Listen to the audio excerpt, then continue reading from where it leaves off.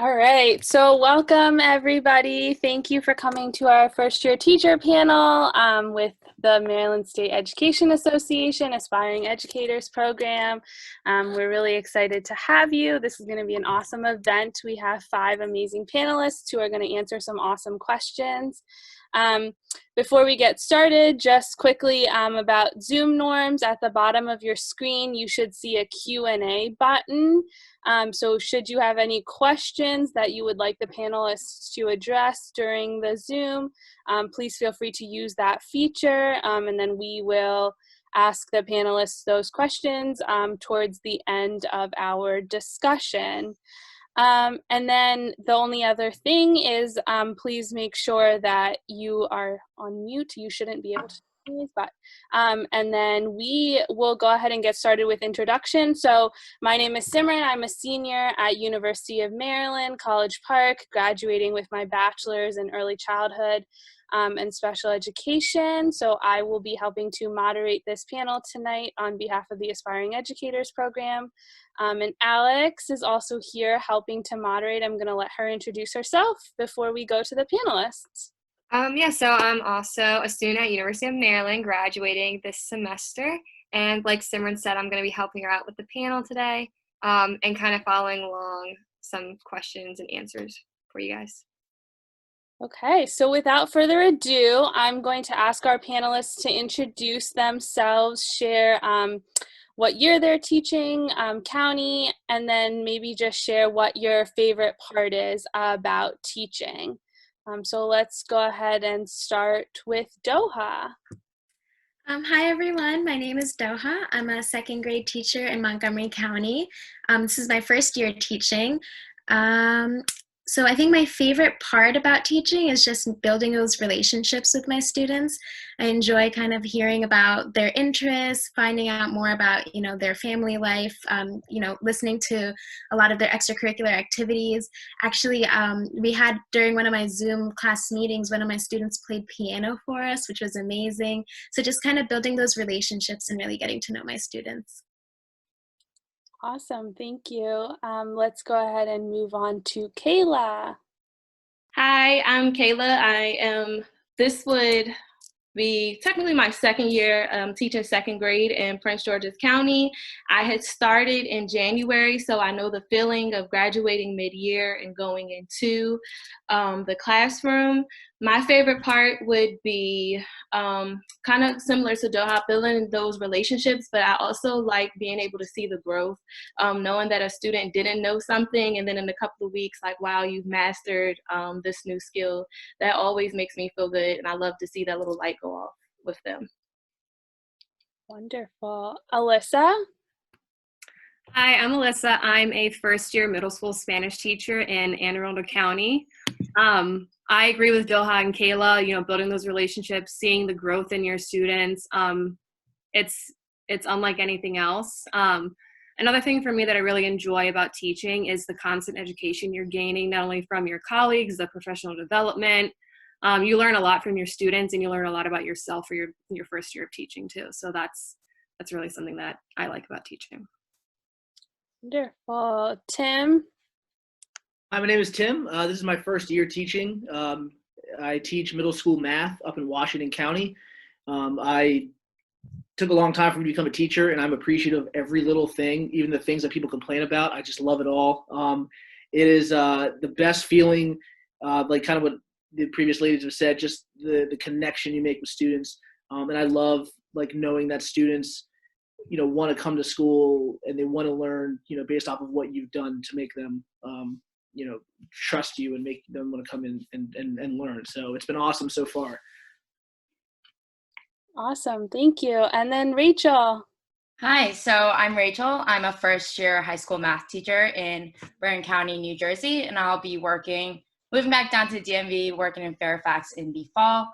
I graduated from UMD last May, so there was definitely some nervousness going into my first year, but I think what I realized the most was I was nervous about being so young and going into especially a high school setting, but it was really neat seeing the students recognize that we're just normal people also, and seeing them open up and really be comfortable with their teachers.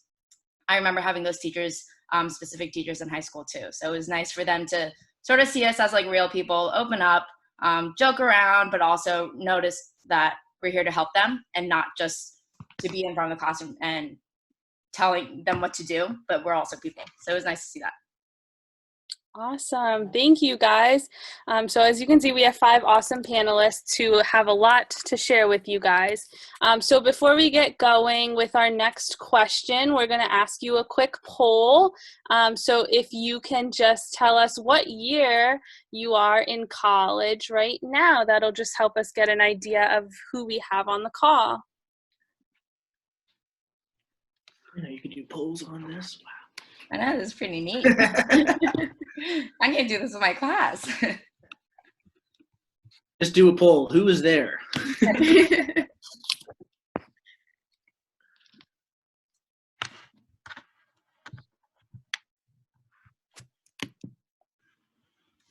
Kayla, I love your background, by the way, all the posters you got.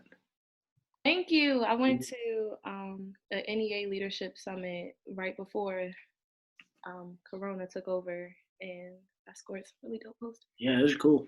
Thank you. All right. So thank you guys for voting in that poll. As you can see, we have a good number of graduating seniors. 79% of you on the phone are graduating seniors. We have 16% who are juniors, 2% who are sophomores, and 3% who are freshmen. So a pretty wide range of people that we have here on the phone tonight. All right, so we are going to go ahead and move into our sets of questions. So I will just ask the panelists to answer the questions as they feel fit. So our first question for you is about hiring and interviews. So can you just tell us a little bit about what your hiring process was like and maybe some tips that you think principals look for during the interview process? And I will just let you answer what you would like. Well, I actually just did my second time doing interviews because I just finished up my first year. Well, I'm finishing that up, and then because I'm moving, I had to interview again recently. Something that I saw that was different between counties, when I had to interview for New Jersey, going back home, I had to do interviews and on top of that, demo lessons that is based on states, counties, districts, but I had to do a demo lesson. Something about that is that you go into school, it's hard because you don't really know the students, but in the end, they're just looking for you making a relationship with the students, having them be active. They definitely want to see some kind of activity if you do a demo lesson. My interviews for Fairfax, we didn't have demo lessons. It was just an interview. And they really just want to get to know you and how you would manage your class. A lot of the questions that they asked me was how I would run the class, what does the daily structure look like. So they really just want to know your philosophy and how you would go about your classroom.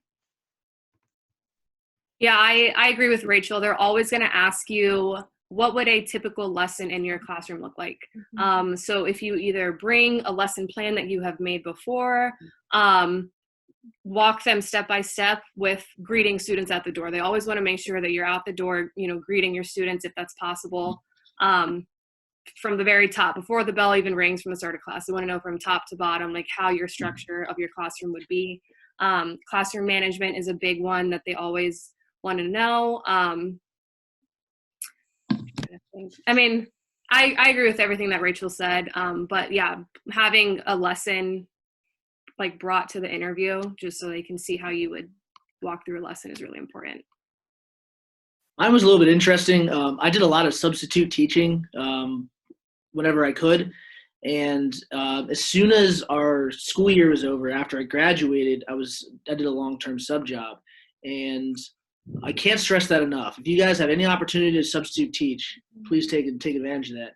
But when I actually had my honeymoon, came back, and then started the long-term sub job, and there was actually an opening. And the principal there asked me if I had any prospects, if I had heard anything, and I told him at the time no. And he called me in during my planning time, and me and him and another teacher interviewed, and here I am. So you never know. It could be whether you have to go through the process. I know plenty of people that had many opportunities to interview different places, and it took till a couple, but but fortunately for me, and I think other people I've heard from, substitute teaching, get your foot in the door somewhere, or sometimes just knowing somebody, honestly. But it wasn't too bad. I mean, they do ask you a ton of questions. They just want to make sure you're confident and you're sharp and you have a good heart. I think they're looking for that too, So. To add to that, a tip. So I graduated in December. After my exit interview, the next day I went on an interview for a school in Prince George's County. So one tip I would say, if you really want to get right into it, because I was adamant, like, I'm leaving school, I have to get a job. It wasn't an option. So start applying during your senior year, because depending on what county, it takes a while sometimes for them to start reaching out to you. And very similar to Alyssa and Rachel, have an idea of what your classroom looks like, especially in elementary school. They want to hear about like the daily 5 and reading groups and different things like that, and try to use as many terms as possible around education. That's very important, because you have the knowledge in your head, and sometimes we just don't say those terms, but when you're talking to these principals and these experienced teachers, those are the things they want to hear. And my tip would be, so I had went with the first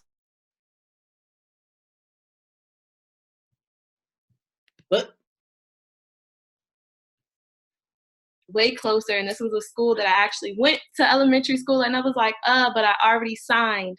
So I think you cut out there for a second, Yeah, Kayla, and folks I know missed your. Okay, so if you want a quick repeat. All day. I didn't know it was me.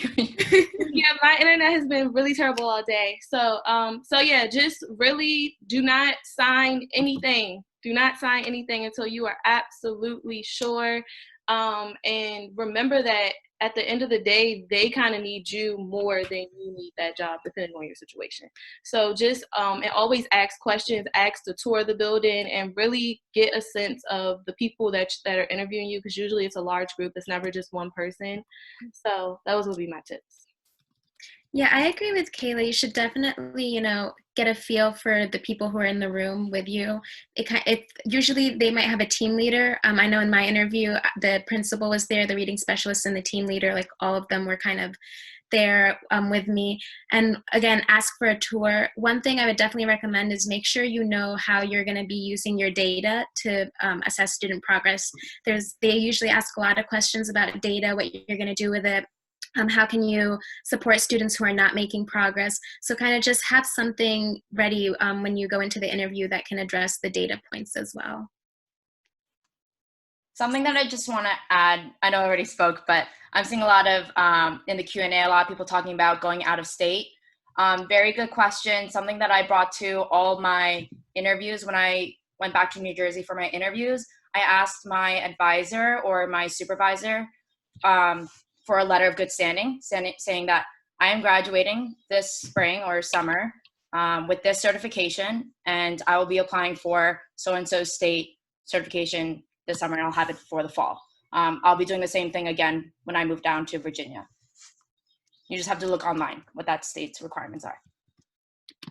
Awesome. So one question that I'm seeing a lot of is, how did you decide which school was the best fit for you in your first teaching position? So I know some of you touched on that. Can we just touch on that a little bit more? I blatantly asked, what do you have in place, or what support do you have for first year teachers? So the response that my school gave me, I was like, well, great. And that's why I was so pressed to sign with them that first time. And I love my school. So my school told me I had an inside mentor who helps collect data in the school. The math resource teacher was my mentor. And then I also kind of had a mentor on my team. So that was very helpful. And that was really a big decision factor. It was a lot of support there. Yeah, at the middle school that I teach at, we have what's called a Right Start advisor. And there's one dedicated to every school. I think she works with a cluster. So I think she does like Northeast, Northeast, Chesapeake, George Fox, and like the feeder systems into the high schools. But they're really there to help you with anything that you need, whether it's helping plan a lesson, just being that extra person in the classroom, especially at the middle school level. You don't have, I don't teach co-taught classes, but when I have a class size of 36 seventh graders who are just so loud, and sometimes it's okay to ask for extra help and extra support. So don't feel like you're bothering people asking for extra support or what support can you get. Always ask. It's better to know what's there for you than to take a job and there be nothing for you. Perfect. Okay, I'm going to go ahead and move on to the next question. So our next question is sort of related to classroom setup. How would you suggest people set up their classrooms? What can people do over the summer to get prepared? And then we had a lot of questions in terms of how to set up a classroom library on a budget. So can we touch on some of those? So I kind of started building my library my senior year of college. A few places, there are a lot of places in Maryland that offer free books, such as the Maryland Book Bank, and I believe in Baltimore there's Book Thing. They have like free text that you can go get for your classroom. Also in Rockville, I believe there's a place called Friends of the Library, and they offer really cheap books. It's usually used text, and so I got a lot of books from there. I also posted on like social media just to see like if anyone has any of their old children's books, they can bring those over to me, or like neighborhood communities when they're cleaning out their homes. A lot of people might have books, so I got a lot from there as well, and that like really helped build up my library. And sometimes your school is also giving away books to teachers. I know when I started out, they were like walking around the hall with carts filled with books that they were just giving to teachers to build their library. So there are definitely like a lot of options for text.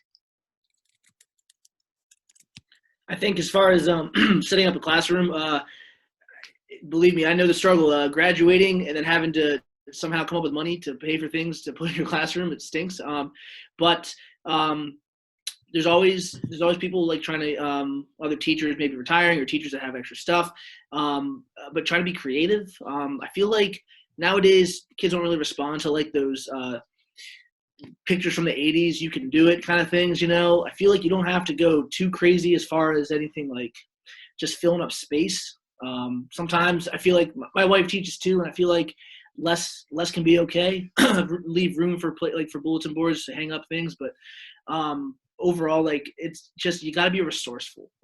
Unless you are fortunate enough to be able to afford things, you really, it might take a little while. You might have to just start off the year with less and keep building as you get paid. But for me, I was asking around. I use some of my. I'm a big sports fan. I had some posters to put up, but for middle school at least, you don't have to have like the most beautiful like welcoming elementary school like classroom. Just have it for you, because the kids really respect like what you bring, and if you just kind of come up with something that doesn't fit you, like you don't feel comfortable in it. So whatever resourcefulness you can have and whatever things that you can kind of add a personal touch to make it, like your classroom, especially for middle school, like just that's the best advice I can give. Because I mean, without money, it stinks. It's a very expensive process to get everything you want for a classroom. But you have to be willing to, willing to wait. Just you can get that ideal classroom within time, but it's not going to happen August 31st, so. Yeah, with your first year of teaching, you're really excited, you're really eager to get into that classroom and get decorating and making it look all nice and pretty. Just hold off on that until after your first year. Like, don't try to do everything that you want to do. There's not a lot of time to do that. Another thing, just make sure that you have a space in your classroom to showcase your students' work. I know administrators, principals love seeing that. Parents love seeing that in the classroom. And the kids love seeing, the progress that they made on their work. So just having student work showcased, I think is really motivating for the students. So I agree with Tim and Alyssa. I was a little I'm not gonna say starstruck, but when I went in, it was some veteran teachers that had like movie themes, Incredibles, like, and it was to the T, from the desk to the books, like everything was just so beautifully themed. And I was like, first of all, I'm not this artistic, and second, I'm broke. So what I did was I just made my room very inviting and colorful, and I felt like it was really empty on the walls, but I realized the kids focused more that way. The only things that were up there were things to help them, like charts or their work that I blew up on a bigger piece of paper or something.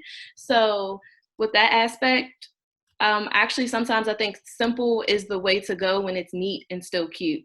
If you're artistic, go for it. And as far as the library, there are donors choose. A lot of schools allow you to do donors choose. I've had a friend who had over 1,000 books donated through donors choose, and there are different book banks that you can go and get books from. And just throwing a plug out there, because I'm Prince George's County down, we have something for new teachers called a bazaar at the beginning of the year. So anybody between their first and 5 years comes to our association, and there's like, it's so much stuff, boards, markers. So we kind of do like this really huge giveaway at the beginning of the year in Prince George's County for new teachers. Awesome. Alex, do we have any live questions for this topic?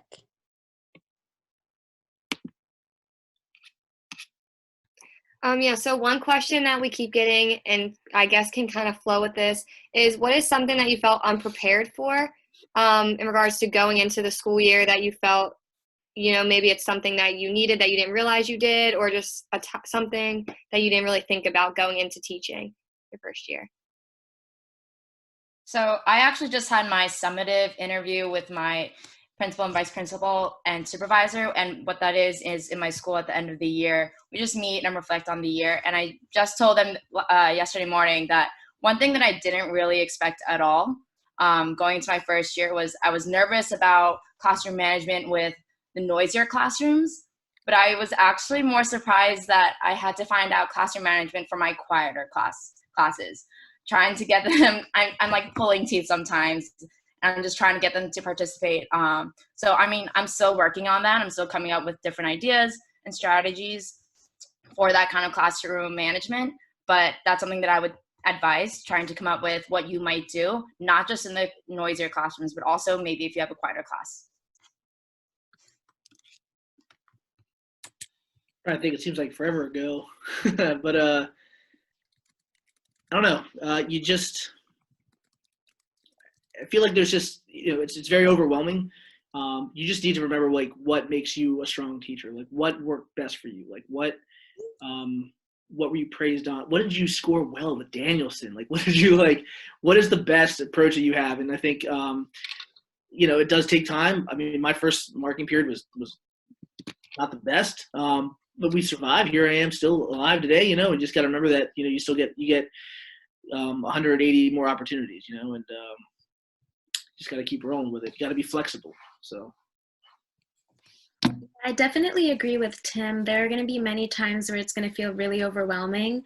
And so again, I think Rachel might have mentioned this earlier, like don't be afraid to ask for help, because the more support you get, it'll like just make it a lot easier for you as you continue through the year.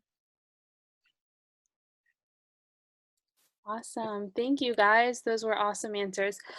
So before we go on to our next question, we're going to do another poll about classroom management. So we would like to know what part of classroom management is the most helpful for you.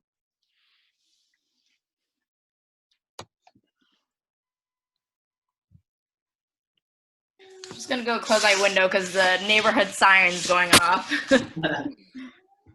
No worries.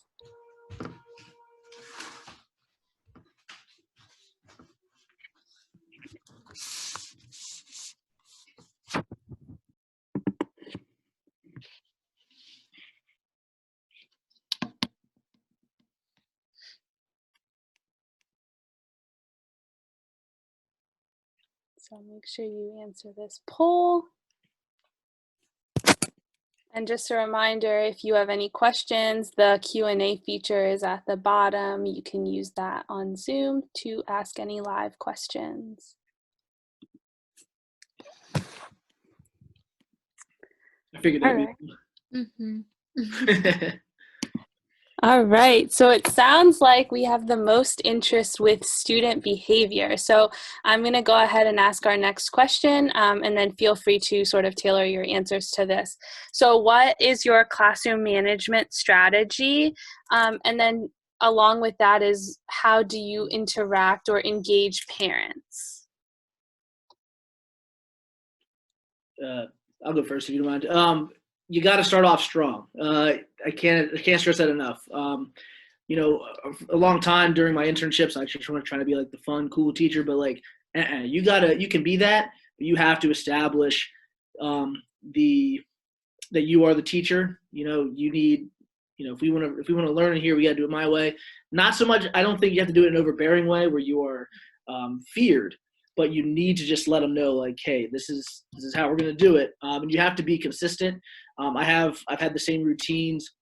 It took a little while to get, but I mean, that's normal. It's going to take a while to get your routines down, your expectations. You have to just keep pumping it out there, exactly what we're going to, you know, what I expect from you.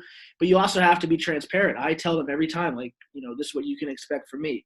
You know, I'm going to listen to you. I'm going to help you as much as I can. Like, you know, so many times I had teachers that just, you know, demand the rules, but I want them to know that, you know, I'm also there for them. But you really got to, I think, coming out strong and, you know, setting the tone. That's the most important part of managing behaviors. Yeah, I agree with Tim. You have to draw that line of respect from day one. As soon as they see that you are treating one student different than the other, or you're not consistent with your, you know, like behavior management, students pick up on that, and they will poke and poke and poke and poke because they know what irks your nerves. So yeah, just staying consistent, drawing that line from day one. Me teaching middle school for my first year, I look like a high schooler. So it took a little bit of time for them to respect me, especially since, you know, their Spanish teacher last year, they had a lot of issues with her. They went through like 3 teachers last year. They ran 3 teachers out of that building last year because their behavior was just never reprimanded. Sorry. So like just cutting the BS, sorry, excuse my language. Like, don't let any kid slide, don't let any kid take advantage of you, because once that happens one time, it's going to keep happening. So be that adult in that classroom, because you are the adult, and they have to know that. Something that I would advise, just again, I also look like one of my students, and a lot of my students tower over me. I'm only 5'3". I'm not much older than them, my high schoolers. Something that I really like to implement is that you are responsible for your own actions. So my first step, if there's a behavior issue, is to talk to the student first. I don't automatically go to admin, because then the students think, oh, she's not going to do anything to me. It's admin. I can just leave the classroom. So my first approach is to talk to them privately and be like, what's going on? Like, where is the misunderstanding about what is expected in this class? That way they know that the first step is for them to reflect and change their behavior in the classroom, and that is on them. If there needs to be a parent or admin involved, then I'll get them. But most of the time, when they realize that, okay, she means business and she expects that of me, and she's not just going to go tell on someone to deal with me and someone else, then they'll change in your classroom, and you don't even have to get admin involved. Yeah, for me, classroom management always stems around the relationships that I build with my students. Like day one, I tell my kids we are a classroom community. So in this classroom, we're going to act like a community. And so I have them establish the rules that we're going to follow. That way they know what the expectations are, because frankly, they came up with them. And then we just continue to implement it throughout the year. I have them sign we write it all down as if it's like our constitution. They all sign it, we hang it up on our wall, and it's just up the entire year. And I just continue to emphasize the concept of community throughout the year. So if we have students sharing something, we kind of talk about how we address each other or how we communicate with each other. So just like emphasizing these relationships kind of really helps bring your students together as a community. So to add to that, so I'm gonna talk about both years because it was completely different. Coming in January, I'm not playing with y'all. Like that's really how it was. But first they were really excited to have me there because they had not had a teacher since September. So the behavior it wasn't a regular classroom. Like you could walk in there, you could tell this is not regular structured classroom. So the first thing was I'm a big restorative justice practice. I like a lot of the things from restorative justice, having those small talks when someone has a talking piece, when like little things happen, when I realize that we're having issues as a class with keeping our hands together, let's sit down, let's talk about it. It's hilarious sometimes how the kids will tell on each other or tell on themselves like, dang, I did do this. And this year something, and it goes along with our PBIS, which most schools have, which is a positive behavior intervention system. I hand out coins. If you have enough coins by the end of the week, you either participate in Fun Friday, you go and do little fun things around the classroom. Sometimes I have stickers. It all depends. So that I feel like was really motivating for them. And it's like Doha and Rachel said, holding them accountable. So my students who did not have enough coins by the end of the week, it's not you don't have enough coins. Oh, well, no, we have to talk about like, why didn't you earn enough? What happened here? And what will you do next week differently so that you can gain your Fun Friday? And some students, you just really, once you meet their parents, some things just make sense. And so it's funny because my most challenging students, their parents are a little challenging too, but those are also the parents that I try to invite inside the classroom more, because I'm like, if we're all on the same page, maybe those things will get better. And one student in particular, I had a lot of issues with him. His grandma started coming in more, maybe once a week, and sometimes his dad would drop in, and that helped. Yeah, I think incentives work wonders too. PBIS incentives for my 6th and 7th graders, we call these things Fox Bucks, and they can use them towards like Friend Fridays at lunch. They can come eat lunch with you. For my 8th graders, that doesn't work. You got to give them food, candy, something that'll make them happy. Fox Bucks don't work with them. Yeah, it has to be food or candy. I tried Fox Bucks in the beginning, didn't work. So just figuring out as a class what you want the incentive to be, what's going to make them do the work, what's going to make them behave responsibly and appropriately, because it's going to be different for every grade level in every class. Yeah, I'm sorry, I talked already, but I do want to add this because I've seen some comments about it. So for my most challenging students, they can't make it to Friday. Like, they can't. So it's kind of what Alyssa just said. I'll have things where maybe it's a mid-break, or listen, if you can get through your warm-up and your classwork without disturbing anybody, you get 5 minutes over there by yourself, do whatever you want. So you have to differentiate your behavior management just like anything else to fit the students. I was waiting for that word. That's one of those words you got to say. Differentiation. You got to use it. Mm-hmm. I've had a student that I really struggled with connecting in the beginning of the year. He would call out all the time. It would be like a stop the lesson kind of thing, almost day to day. Eventually, I talked to a guidance counselor, and we all met, just the 3 of us. And prior to that, he told the guidance counselor, like, she has it out for me. Like, I don't know what. And she told me that. I was like, oh my gosh, like, I don't feel that way at all. But like, I guess what I'm doing is making him feel like that, which is making him not like being in my classroom, not like me. And at me being my first year, I was like, oh my gosh, like, this is my worst nightmare. I talked to the kid, and he's like, honestly, like, I get like super fidgety, and I just can't do it. So now, well, while we were in school, him and I established that first, we do not like each other. Like, we're good. And he, if he needs to step out, he knows that. So he just lets me know, Ms. Kim, like, I'm like getting up here, like, I need to step out real quick. I'm like, totally fine. Go. Yeah. Awesome. Thank you, guys.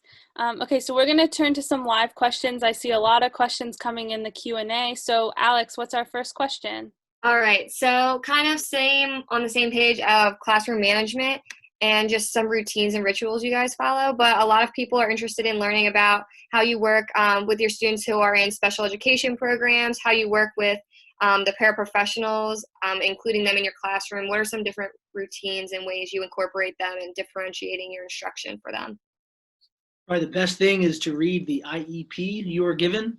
That is the one of the greatest things that has ever happened to education. I mean, because that gives you exact plans on how to deal with how to teach your student properly. Whether you give them extra iPad time or whatever, there's a lot of accommodations. That's literally your go-to. What their accommodations are. As far as having like a paraprofessional in the room, I give them whatever they need. You got to support them because they're the most underappreciated people as far as school systems are concerned, I think, as far as pay, but that's another thing. But you just really gotta make it work. You got to be, like I said, flexible. You gotta let them do what they need, and if they ever need anything from you, be there for them. So. I don't have aides in my class. It would be helpful if they did. But something that I noticed, especially I didn't do special education or anything in my undergrad. So I went in and there were a lot of 504s and IEPs I had to read through. And that got like super overwhelming because they can be pages long if sometimes. So what I did, I'm going to cover up the names, but I created like a sheet for each class. So they're color coded. A checklist. So like one column would be preferential seating, and then I check off who needs that. Extended time, who needs that? And sometimes when I can just take a quick look, oh, this student likes to be, I need to check on this student from time to time during class. Then I just go around, check on the student. So for me, not knowing anything about 504s and IEPs, and I've never experienced that in college, I thought it was really neat to have a list in front of me. Yeah, following those 504s and IEPs will save your behind too when parents are like, well, did my student get his extended time? Did my child get this and that? And you have to make sure that you're following those. If you're not sure how to accommodate to a student's needs, ask another teacher, ask a colleague, double check with your admin. They're there to help you. They're a good resource for that. What I do, because I do teach 6th, 7th, and 8th grade, I divide it by grade and class, and I put them in alphabetical order. I do make a second copy for myself too, and I go through and highlight for my own sake so I can thoroughly read through everything. So I make sure I'm not like missing any information, because it's really to help the student, be successful in their academics. One thing that I do at my school, I meet with my special educator frequently, at least once or twice a week, just to see like what's going on with reading, what's going on with math, what are we working on, but what do they need? Something that a lot of people don't talk about in Hyattsville, we have a high ESOL population, and I don't throw them in a special education category, but their education is specialized based on their needs. So for me this year, I had three newcomers. So that was really challenging because they spoke absolutely no English, and two of them were new to the country. So I even worked, even though they didn't have IEPs, the special educator and the ESOL team would still come together because their curriculum would pretty much match some of what our SPED kids were working on as well. So really just that collaboration. And in order to collaborate, the biggest thing is like you actually have to plan. Like that's what it comes down to. You have to know what you're doing, what your plan is, so that the special educators can, some of them will differentiate it for you, or some of them will give you the ideas on what to do. So that's been the biggest thing, is really like the collaboration piece with the people that are in your building. Awesome. Alex, what's our next question? So this next one is more for our middle school and high school teachers. But how did you guys build your relationships with your students when you might only see them an hour or so a day, maybe even a couple times a week? How do you build those relationships? I mean, it starts, like I said, it starts from the beginning. Especially as a new first-year teacher, you don't know a single person in that classroom, and I made it a point to get to know them. And I did a lot of pre-assessing, just as far as their math skills, but also I wanted to know more about them. We did a lot of games. I did like some like would you rather games to kind of like get an idea of how they think. It takes time, and I don't think I really got a good relationship and everything was going smoothly until maybe October. I mean, it just took a little while because, I don't know, for me, I'm teaching 100 plus kids a day, and it's tough to get everybody to know everybody, but you just try your best, and and I made my classroom as inviting as possible. I want to make sure that from as far as the math perspective, and people generally don't like math, so I try to make it a welcoming and we embrace mistakes, and we look for the journey, not the thing in front of us. We just try to, it's a path. And I don't know, it's one of the millions of things you have to do every day, but it's something that I really take. It has to happen for you to have a good, successful year. You have to really take the time to get to know the kids. And I also volunteered to coach basketball, and geez, like that helped a lot, the behaviors in my classroom, because those kids needed it. They needed more out of me, I think, and that helps. But just got to do whatever you got to do, whatever you have time for, honestly. So. Yeah, I know that, as a first-year teacher, we're all really excited to get in the classroom and, start teaching our lessons, but taking the first few days of class to just do relationship building activities, not only with the teacher and the student, but with the student and the student, because they just came from 2 months of summer vacation. They're not in school mindset yet, so you have to get them used to that before you can start throwing a bunch of, for me, Spanish words at them, because they're not going to get it. So just holding off on, lesson planning or doing anything educational with them for the first couple of days, just relationship building. I have 184 students, so it was really tough for me to build a relationship with every single one of them. But I would go out of my way and chat with them in the hallways if I was making copies or going to the bathroom, acknowledging them because they're a regular person just like you are. Talk to them like they're a regular person. They really appreciate that a lot at the middle school, high school level. I would go to the lunchroom and just stop by and say hi to some of my students. I would let them come to my classroom if they wanted to. I'm actually starting a World Classical Language after school club, which will hopefully, if we can go back to school, hopefully that'll be a thing that my students can come to. And it's just really an open space for them to communicate with each other in Spanish and with me in Spanish. But yeah, just going out of your way to talk to them, not just in a classroom setting. I think so. And also one little more thing, you talk about a club. I also am the advisor for our Gay Straight Alliance at our school.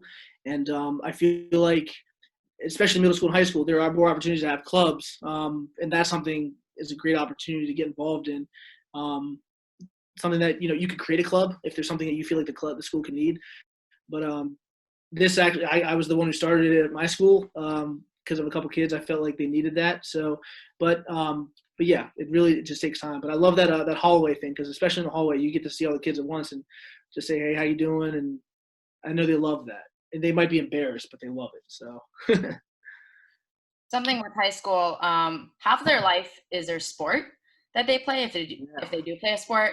So if I was staying late one day, I would stop by the gym for a volleyball game or a soccer game. I didn't go to all of their games, which I thought I went in, I was like, I'm going to go to every single game. I'm going to be that teacher. You can't be that person. But I try to maybe like once a season, twice a season. And the students knew that, and they knew that I played sports growing up. So they would just ask me questions. But that's their life. And you have to understand that school that's our life, but to them, their school and sports and their social life and everything else. And seeing the teacher showing interest in that really helps. I know in my math class, we had a word problem, and it had to do with how like the cross country adds up their points. And I knew nothing about that. So I just had a student that I knew that ran cross country, explain it to the class, and he loved it because everyone was asking him questions about his sport. And it was like a good time to get to know each other past math. Awesome. Thank you for your responses. Our next question kind of has to do more with curriculum. So we're getting a lot of questions about how your specific school or county uses the curriculum. Do you guys have a lot of freedom with what you can do with it? For example, can you choose what type of books you read with your students, or is it more they lay out everything for you and you have to follow it by the guidelines? What materials, what different things are they providing you in your schools that align with the curriculum as well? I'll start. So in Prince George's County, there are things that you absolutely have to do. There are things that you're kind of supposed to do, but I'm the type of person, so really it depends on your principal. Truly and honestly, it depends on your principal and how much of a stickler they are. At my school, my principal is more so do what you're supposed to do. How you do it is how you do it. So if this is the Common Core standard that we have to hit, if the book that the curriculum is saying that we should use, if you think that is going to bore your students, but you can hit the same standard using something else, I have that freedom to do things like that. Anything extra that I like to do, because I also teach the talented and gifted students, so I do a lot of extra things for my tag kids. That is kind of like free, open will there. One thing I'm not sure if every school does this, but especially in elementary school, the reading groups, that is something they do not play about, how your reading groups are structured. This is something that I'm still learning. I can say that has been one of my struggles, is learning the curriculum for reading groups, because you have 25 minutes for each group. Each group, you're supposed to do something a little different, and then they kind of want you to say everything word for word. Like our reading specialist is a stickler on that, but my principal doesn't really care. So, it kind of depends on who's observing you. Whenever you're getting observed, do what you're supposed to do. That's always key. But in most cases, as long as you're hitting the standards, they really don't care how you get there, as long as anything that is state assigned gets done and your kids are doing fine. As long as you have the data to prove that whatever you're doing is working, you pretty much have that free will. Yeah, one thing I want to add on to what Kayla is saying, like she said, as long as your data is showing that what you're doing is working, usually your admin won't have too much of an issue. But like every class you have, or all your students, they're going to need have different needs, and so you want to make sure that whatever it is you're doing, you're addressing your students' needs and doing what's best for your students. Sometimes you might get something that is completely irrelevant to your students, and it's not going to get the standard across, or whatever it is that you have to teach. So it doesn't make sense to follow what you were given, because it's not going to impact your students the same way a different resource might. So as long as you've communicated with your team and you are doing what's best for your students, there really isn't too much of an issue in straying a little bit away from the written written curriculum.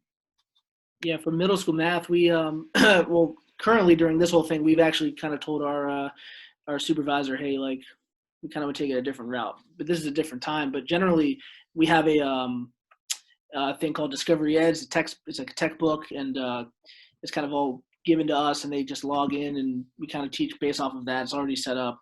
But our county here in Washington County, we a lot of the curriculum is just laid out. It's called the Essential Curriculum, and you can follow along, and they just give you a lot of resources and stuff. So as far as that, a lot of places that I've heard of, they just give you the layout of how the standards are going to be taught. But with Washington County, it's all pretty much laid out for you. Awesome. All right, and then let's see. Another one that we keep getting, or people are interested in, is for those teachers that are of color or have different ethnicities, do you feel that your experience is different or more challenging than maybe some of your colleagues or people in your field? So yes and no. Honestly, that was the reason why I chose Prince George's County, because Prince George's County has a high population of African American teachers. I had interned in Baltimore City. I went to schools in Prince George's County, and I went to schools in DC, and I wanted to teach in DC, but took too long. PG was more so the county for me, and I always wanted to serve students who I felt like were underserved. And it was interesting that picking my school, I have both sides of PG Plaza. So I have students who live right next to UMD in like these $500,000 houses. Then I also have students who are in Section 8 apartments at my school. And this year, one of my white students came in. He was like, cool, I got a Black teacher this year. And I was just like, great.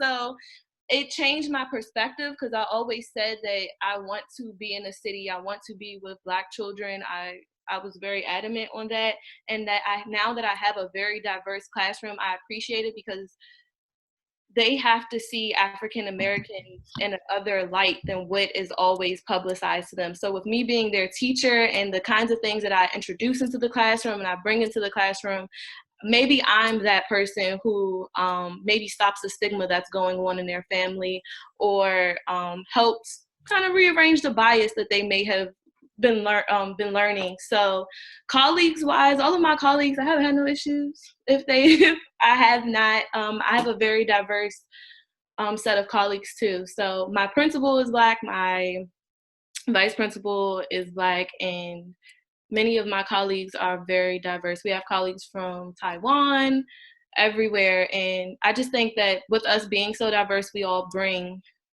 something special. And even with my students, I have a Muslim student. It was really interesting because the kids always wonder, why are you always wrapped, and different things like that. So those little conversations in second grade really mean something. And for that student, I wanted to make sure that she knew that she was special. There was nothing wrong with her rap. You are beautiful. Even with the things that I post, like, everyone is represented in my classroom in some way. And I just think that those are they're really hard conversations you have to have. Black History Month, all my kids loved the different things we did. They learned so much. Some even cried. And I was like, ooh, was this too far? But it's really like just reading books, having those open discussions. It's very impactful. I will say it's impactful, but colleague-wise, I have not had no issues. When I was an intern in Howard County, there were certain settings where I can honestly say that I was uncomfortable. But with me being sometimes the only Black person in the room, it was interesting. Conversations got really interesting, but the thing is, like, if you don't have these conversations with people, they don't know. So I just always say, just be open, be authentic. Everyone's not going to like you, but they do have to respect you. I want to be in your classroom, Kayla. Seriously. So this kind of piggybacks off of something you mentioned. I know you mentioned you had a student who there were kids talking about her rap and just kind of her culture and things they do. So this is a question open for everybody. But how do you deal with students who might make inappropriate comments, or they might, like, I know you said have those conversations, but how do you discipline? How do you talk about those things appropriately in the classroom, or go about those situations? Okay, I'll share a short little funny story. We had did like this comparison thing of Cinderella. And so I was so excited. I don't know if you guys seen the version of Cinderella with Brandy, but of course I showed them that version. Shaka Khan, everybody. And so one of my students was like, so when she transformed into her dress, one of my students was like, but wait, she's still Black. And then we was like, boop, pause, stop the movie. We have to have this conversation. Because to him, she did not change into Cinderella. There was no way that she was a princess. Her clothes, the pumpkin was there, everything else was there. But he was like, whoa, her skin color didn't change. So we had to really have an open conversation about what does it mean, what is color, and what does it mean to be a princess. And I had to break it down. Tiana, everybody. So those kinds of things, it's really just having that open conversation. Then afterwards, I also shared it with his parents, because sometimes I get a little skeptical. I'm like, was I supposed to say that? So I just think being open to, of course, keep it appropriate, because they are still kids. This is why sometimes I think I might end up going to middle or high school, but maybe I have to grow some inches, because and then just being open, have those open conversations and see why the student thinks like that. So he couldn't really explain to me why, and it was interesting. So yeah, I agree. Any opportunity that you can get to educate your students on topics like that is a good time to, stop instruction and have a conversation with your students about that. Because most likely their parents aren't having conversations like that with them, because where do they get it from? you know, like those are the things that you have to think about. For example, if a student makes an inappropriate comment in the middle of instruction and you want to reprimand them at the end of class, that's probably not going to be best. It's probably going to happen again, just because you didn't immediately hold that student accountable for what they said. That's a really good time to stop your instruction and have a whole group discussion. A lot of good things can come from it, from my experience. So, and that's the whole thing with building relationships with your students too. As far as like, you know, kids being inappropriate, from middle school perspective, I mean, that's the worst 3 years. You know, they're dealing with a ton. But the trick I use is there's one kid in particular comes to my mind. He loves to just yell out some words. But he stopped once I said, hey, you got the attention. Now what do you want to do with it? You know, and he's like, I don't know. So they are looking for attention. Sometimes it's okay to ignore it. But you know, if it's consistently interrupting your classroom, you can either give them the boot or you just have that conversation that, hey, like, what do you need? You know, what do you need from me? So I agree also. Like, discussions are great. Like, I also agree.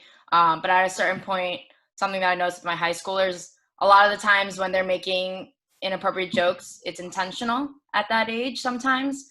And you can tell the difference between a mistake where they're just not educated enough or versus someone intending to hurt a gender or a religion or anything like that. So when it becomes like that, when it becomes intentional, I just shut it down. Like, we're not having this conversation. I'm going to talk to you privately. We're not even going to go there right now. Like, that is so inappropriate. You know better. And once they know that they're not going to get that attention that they wanted, that sort of shuts it down. Yeah, I think setting that expectation, like, you should know better, like giving them that I have high expectations for you. And so it's not okay. Like, I'm not going to tolerate this kind of behavior in my classroom. And so again, like, kind of, like, I'm in second grade. And so the comments that they make are not, I guess, as explicit as a high school student. But for me, a lot of the things we do in the classroom is just kind of read diverse text and literature to just become more aware about, you know, the different communities we have in our own, like, overall communities, and just learning how to address different issues that are typically not addressed in the classroom. Thank you. All right, you guys gave great responses. So this next question is more geared towards organizing data. So what are some ways that you guys organize your data? How do you track it, such as test scores, keeping track of IEP plans, and using those for your planning and your student success? I have a really big data binder, and there's just a section for each student, and I have like a one-pager that just has like quick notes on test scores, any information that I know is going to be consistent throughout the year, that, like, if a student has a certain accommodation, anything like that, I have on a one-sheeter. And then I have different, you know, artifacts that I can put to kind of back up what I'm seeing in the classroom, and like taking anecdotal notes and just making sure all of that is filed away in my data binder. So that is something that that's actually on my list of getting better with for next year, because I'm not as organized. I don't have a binder. It's kind of data is everywhere. Like my math stuff, any of the state testing, it's all online. So I kind of use that as my cheat of scoring data online, and it's just easier because I click a button, it's in a graph for me, very easy to see. But when you are teaching students how to read, you have to have a lot of DRA data. And so kind of what I do is each student has a folder, and inside those folders, you'll do running records. I kind of keep all my running records together. What I transitioned into, I started off with these folders and thinking I was going to file these students. It was a really cute idea. That ended quickly.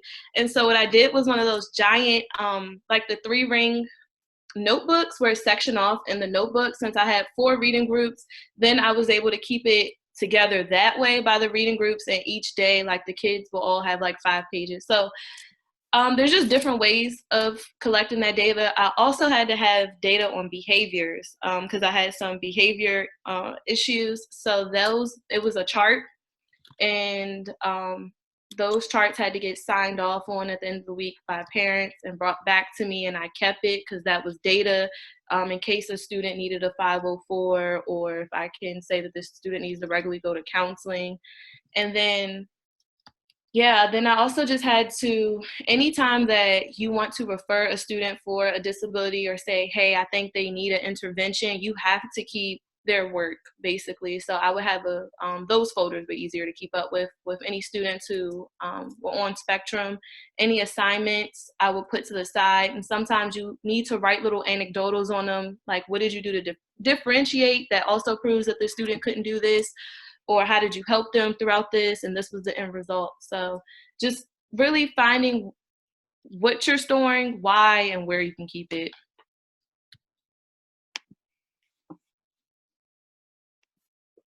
All right. And then our next question has to do with graduate programs. So if you are in a program, how's that experience for you? And if not, would you recommend starting graduate school during your first year of teaching? I made it a point to not think about graduate school, so thanks. But like first year teaching's a ton, and there was no way I can think about in the past couple months where I would be like, okay, I got time to start a graduate program. But if you were the kind of person that can do all that, sure, I mean, get it done. But I think the grace period is like 5 years or so.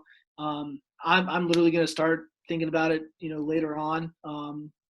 But not in the first year. I mean, because while I've had a great time, it's been stressful. I wouldn't suggest adding more stress, at least the first year. Yeah. So I'm actually a conditional teacher. I was a career changer, so I'm getting my teaching certification, which means I have been taking some online education courses. I've been studying to take the Spanish praxis. It is a lot to do in your first year of teaching. So if you can hold off on that, see how your first year goes and see if it's something that you can handle. Don't try to rush into it. You have plenty of time. Yeah, I just started applying. Like literally, I just started applying because I'm like, okay, I got my first year down kind of a year and a half technically. So a lot of resources I can use next year. It's not making a lot out of scratch. Like I pretty much know what's going on now. And now I'm starting to feel more comfortable that maybe I could take a class or two towards graduate studies, but I would not force it. All right. Some great advice. This is just a quick gear back to the portion where we were talking about students making comments and then how you reprimand or have discussions about it. But in those cases, do you let parents know later? And if you do, what happens if a parent disagrees with what you're speaking about in your classroom? What are ways you handle that? Do you have supports within your school to help you address those situations if you've been in that situation? Document every single interaction you have with your students. If you're going to reach out to a parent regarding a situation that happened in class, I suggest a phone call first before you send an email. It's more personal. If you are going to send an email, CC your admin, CC your principal, so that they can see that point of contact that you made with them. Always let your lead teacher or admin, someone above you, let them know everything that happened, what you said to the parent, the conversation you had, just in case if that parent does call higher up, call the admin or principal, they're not completely shocked about what happened. You don't want to blindside your admin or principal. That's no bueno. So make sure that you document everything and let them know everything that happened. I strongly encourage everything that she just said, but as far as making phone calls, you just got to do it. You might be nerve-wracking yourself, thinking about calling a parent, but they know their kids in school and they could expect those things. And, you got to approach it, you're respectful to the parent.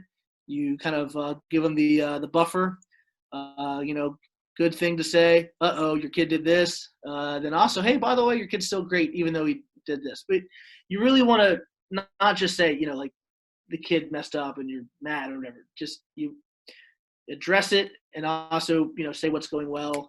Say you want to see more of the good behaviors. But phone calls are going to happen. You just got to be confident. And it's probably going to take a couple to get comfortable with it. But parents, I just feel like they know. they know that they could expect phone calls. It's not going to be like too shocking if they do. So. Yeah, I know I just talked, but with the whole phone call thing, my first one, I cried after because the parent literally yelled at me. So it's okay if that happens. You are going to cry your first year teaching many times. Like, it's just, it happens. But also making phone calls for positive behavior, especially after you had already had to call home for something negative. Let's say that Tommy poked someone with a pencil. But 2 days after, he he did something positive. You call the parent back, just so that it's not always a negative phone call. Do positive ones too. I agree with Alyssa. Sometimes parents just get agitated. If every time you're calling them is for something negative, it's negative. Like, you take it how you feel. And so I'm a pull up on me type of person. I always tell parents, come in, see me, bring your student, let's talk. That way, first of all, there's always somebody else in the building. That's always been my thing. There's always somebody else in the building there.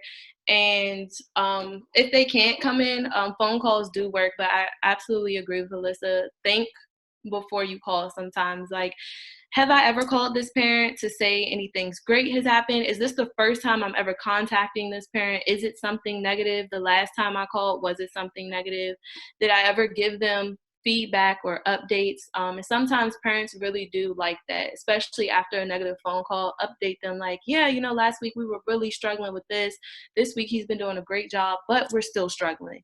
So the more that they feel like they're involved in the classroom, I feel like the less tension there will be. But again, everyone's not gonna like what you have to say, or maybe what topics you're introducing, because backgrounds are very different.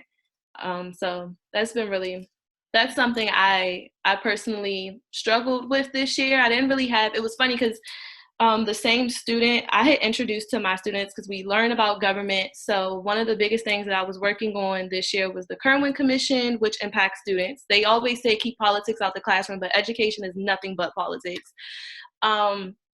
So I talked about Kerwin Commission with my student, and then fighting for the Maryland HBCUs. I talked about that with my students, because some days I was not in the classroom, and I let them know why and what do these things mean, and I tied it to our lesson. I did have pushback from one student on why was I teaching them about HBCUs and different things. And I just think he was just a little stickler, because his daughter would go home like saying an HBCU chant and different things like that. And I'm like, I opened her up to something, I guess, that just was never in their perspective. That's probably nothing they ever set out their daughter to do, was to go to an HBCU. But a couple of months later, it was so funny because they wrote me a letter that they went to Annapolis one time, and when she came in the next day, she gave me the card, and she was like, yeah, Miss Moore, we talked to it was one of their representatives, and she was like, my teacher graduated from an HBCU, and I need you to pass this. And that came from a 7-year-old. So it kind of started working in full circle. And then the father was like, yeah, it was pretty cool. Like, the man was really impressed because my daughter knew so much. I'm like, So that was my one little sign. Just be pretty open. Honestly, if you're being authentically yourself, you can't go wrong. Perfect. All right, and then this is going to be our last question before we kind of segue into our next big umbrella. But for all of you guys, how do you balance your work life and your personal life? And during this time, for your first year specifically, did you ever experience a burnout or just exhaustion? And how did you deal with those situations? The best advice I ever got was from my senior year teacher. Do not try to recreate the wheel. And what that means is you do not have to come up with your own paperwork, your worksheets, your tests, your quizzes, your activities. There are so many resources out there that teachers, sometimes you have to pay for them. Teachers Pay Teachers is great. They're low-cost activities. But a lot of times, just ask your coworkers. They've been there sometimes for 20, 30 years. They know what they're doing. Yes, you might want to modify and tweak them so that it fits with your classroom. But you do not have to start creating your own worksheets. I did that because a lot of my students prefer guided notes, which means they follow the notes along with me. And I was making my own notes for the first 2 weeks of school. And I went to one of my coworkers in the office. I was like, this cannot be what this job is, right? Like, I'm not doing this every day, right? And they're like, what are you doing? So they gave me their stuff, and I've never made a worksheet since. I've got so much more free time. I also do my work I do all my printing and stuff at school, and at home, all I do is make the PDFs, just like cutting out pages that I don't want. And then everything else I do in the building. Just myself, I was getting very overwhelmed, and I felt like work was eating up my life, and everyone was telling me, don't do that, like it's important, but I didn't know how. So ask the ones that you're working with. They've been through it too. I think a big part of originally it was tough for me. I guess it's a hard adjustment, but I had to make a choice. Am I coming in early or am I staying late? You can't do both. You can't be there from 6 a.m. till 6 p.m. So some days I'll get in there early, some days I'll stay late. But for me, you really, like, I know I saw this in the questions thing. I said, no work after 5, unless it's pressing, like report cards to do or something. But try to have like a limit. You got to have time for yourself. There's too many good shows on Netflix to watch. Like, you have to literally cut yourself off from school. That's how you get burnout, if you put too much time into it, or way too much time into it. You just gotta be strong enough to put it down, close the MacBook for a change, and do something. So Yeah, I completely agree. Oh, go ahead. No, go ahead. Go ahead. You're good. No, I was just gonna say I completely agree with both Tim and Rachel. Like, the work never ends, and so if you're just gonna keep working until you finish this item, like, you're gonna realize, oh, I also have to do this, and I forgot to like make sure I check their guided reading books. Like, you have to cut it off at some point, or else you literally will never stop working. 100%. Yeah. So first of all, happy hour is my best friend. I'm being. So really coming inside, I remember being in my last couple of weeks of internship, and I was like, this cannot be my life. Then I started teaching. I was like, wow, this really is my life. And so it's honestly, if you do what you're supposed to do in internship, I'm gonna almost say, like, the way that the hours are structured and different things that you have to do, you're almost already built for it. Just this time, you really get to keep your check. You get your check. You don't get a grade. I was one of those people, especially when I came in December, January, I was staying late and coming early, and that did burn me out, because it was just so much that I felt like I had to learn. It was so much in the classroom I felt like I had to do, and I wanted to be perfect. Like, I wanted it to work. I really wanted it to work so bad. So my biggest thing would, like she said, do not recreate the wheel. Do not focus on being perfect. Understand there's going to be a lot of mistakes you're going to make. There's going to be, sometimes you just can't get to it. Like, it happens. And just don't focus on being perfect. And I think really just be, like I always say, be your authentic self in the classroom. Of course, get your work done, meet your deadlines, but some things really can wait. Yeah, try not to ever take anything graded home. Do not grade work on your couch, in your bed. Like, have your home space be your home space where you're away from school, away from your students. I know your students are always going to be in your mind. It's a 24/7 job. I think about my students every day now, and we're doing online learning. The only time that I've ever stayed super late, like past 5 o'clock, is when I'm doing sub plans, and I want to make sure they're concise. Seating charts are right, explicit directions, step-by-step instructions. Like, for sub plans, I've stayed till like 9:30 sometimes. If I'm gone for 2-3 days, just because I do teach all 3 grades, 184 students. I want to make sure that there's no gaps in between any instructions. There's no confusion. It'll pay off in the end when you come back and everything's in order, versus just throwing together a 1-page sub plan, giving it to the sub, and they're like, okay, I don't know where anything is. So putting in those extra hours, if you are going to be out, and planning for that, is going to save you a lot of time when you come back, and it's not going to stress you out. And something to reiterate, I know we're all giving advice, but you have to find what works for you. I came in with 2 other new teachers in my department, which was really nice to have. One of them had the next 2 months planned at all times. They knew exactly when their next test was. They knew exactly what worksheet they were doing when, and that worked for her. That overwhelmed me so much. And I don't know if this is good advice, but this worked for me. I made my lessons the night before. I printed the day of. Yep. I'm that kind of person because I like to adjust. It helps me adjust. Okay, we did this yesterday. We came across this problem. Let me tweak this, like today's worksheet. And that worked for me. She looked at my stuff and was like, I can't believe you're doing that right now. And we just had different styles, and we're both first year teachers, and we just had to figure it out like ourselves. So keep in mind that this is like advice, and you have to figure out what works for you and what makes you feel like you're being effective at home, but also giving yourself time for yourself at, too. Awesome. Thank you, guys. These were awesome questions, and I'm sure people are loving the answers. So moving into the last thing, part of this question I'm sort of going to gear towards Kayla and Tim, and then just part of it for all of you to answer. So how did being part of your school's Aspiring Educator program support you and prepare you for your first year teaching, so the union aspect? And then just for all of you in terms of teacher evaluations, how was that process at your school? All right, I'll go. You'll go. Okay.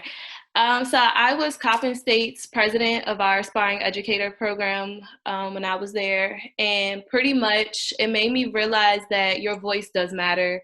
It made me realize that there's power in numbers, and that honestly, teachers are the people you want to mess with. So like we hold a lot of power if we know to speak up. And that's what college, I feel like, taught me. I did a lot with the Maryland State Education Association, which transitioned me into working with the National Education Association. That's what these really cool posters behind me came from. You have to advocate and you have to speak up. I'm very active in the Prince George's County Education Association now, and I'm also part of the NEA's Leaders of Color cohort.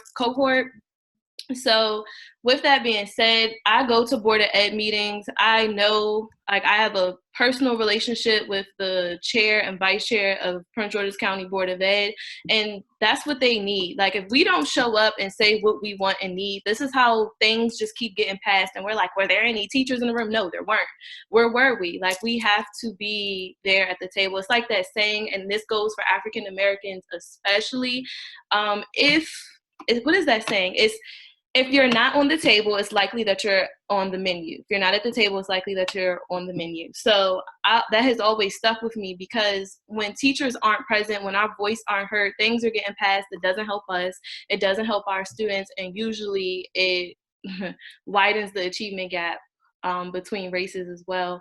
So just be present, be active in your association now. You can do anything you want. If there's schools around the colleges that you are attending, get engaged with those schools. That's really how Teresa Dudley knew who I was, and Alvin Thornton knew who I was from when I was in college, because I spoke at a rally in Annapolis. So you really plug yourself in that way. Just be active and continue to be active even once you enter the profession. Yeah, I agree with Kayla. Being active in those meetings, spending extra time to go to those committee meetings. We have a thing called TAC in Anne Arundel County. It's probably the same thing that Kayla talked about. And I get text messages about information about, come to so-and-so at Saturday to discuss blah, blah, blah. But I got a text message last week. It says, hey, Alyssa, the statewide early career educator network is hosting a virtual Friday happy hour at 5 o'clock. Are you free? So they do fun stuff for you as well. Like, we literally had happy hour virtually at 5 o'clock. But it's something fun to be a part of. And if teachers don't go to those meetings, nothing's going to change. Like, you have to voice your opinion. You have to speak, because nothing's going to change if you don't go. Yeah, for me, like I love reading the newspaper. I love seeing what's going on in general. And, I didn't join, the Aspiring Educators till like my last year at school, but it was really cool to like go to Annapolis and just kind of get to know like what's happening. Because it's important, because I'd rather be fully invested in this career that I worked hard to get to than just kind of walk through it and whatever. But it's definitely a cool thing to be a part of in college. I mean, there's definitely some perks. I didn't get to do it, but my classmates got to go to like Minneapolis to do all court, so yeah, so like I got to travel. a lot of benefits, definitely a lot of benefits out there. It's definitely like, and knowing just what's going on in your state is huge. Hopefully it puts a spark in there, and you want to do positive change. So, and the last thing I will add to that, that is where I really got that sense of community from, because it didn't. I had coworkers inside my school, but it's really my union members that when something is like, yo, what is going on with this? How can I do this? It's usually someone that I've met inside of my union that I'll call, or even when I watch things on the news that I'm unsure about, especially in our county, like such and such has just passed, or just a lot of legislative things. If I have questions like, how does this impact me as a teacher? There's people in my union that I can go to, and the union is very powerful. Like my union, we just renegotiated our contracts. It was very open bargaining. So all the teachers came, and it put a lot of pressure on stakeholders to where we were able to fight for our raise and back pay for teachers. It was amazing. Like, it was really amazing. And when we all come together and voice our opinions, it holds a lot of weight. Wonderful. Thank you guys. As you guys can see, being part of the union is a very powerful experience, and it's really good to make sure that your voice is heard as an educator. We are strong as educators, and we need to make sure that our voice is heard. Okay, so before we close out for tonight, we're going to do one last poll, and we would like to know how you are feeling after this panel and whether you feel prepared for your first year of teaching. Please say less anxious. Please say less anxious. I mean, anxiety is good. Please don't say more. Please don't say more.